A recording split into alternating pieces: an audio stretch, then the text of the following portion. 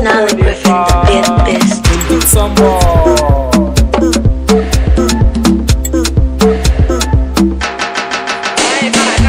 Aboki na haufa na ni duk bana kallon ka, ya ake ciki kwana biyu ka zauna ka yo takumi, wai shin me ke faruwa ne? Kai aboki na manta kawai, ina cikin damuwa ne, yarinya ce ta yaudaran. Wace yarinya ce wannan? Ka dube ka dukkara ne, ka zamo kamar wani yaro, kuma baka cikin majalisa, abun yana bani mamaki. ni lamarin Aisha ke ruda ni, dosanta ya kama ni, ta sace dukiyata, duk duniya babu kamanta, har yan uwana sun ce na batta saboda yanda na damu akanta.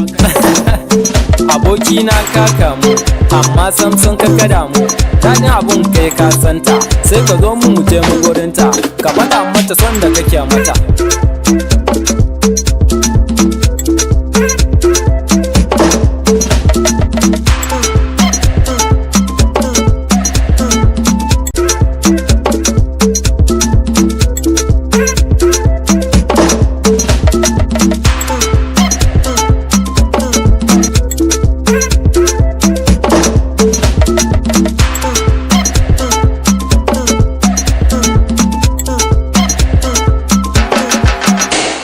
Yawwa aboki na ka ganta, ita nake baka labarinta. Aisha yadda da soyayya ta, so na gaskiya nake miki, na yi nisa da soyayya, zuciya ta damu da son ki.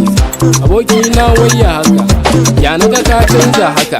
Aboki na manta kawai, bari in je in faɗa mata irin son da kake mata.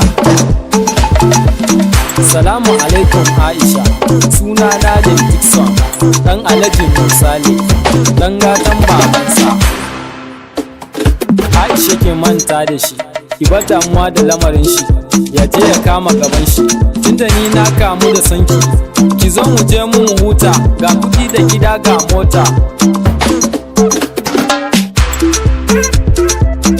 Aboki na ake ciki ne kam. A Alhaji na baka da matsala, na gama ma komai, baka da matsala, baka da damuwa fa. Karka damu aboki. Na gode mutumina.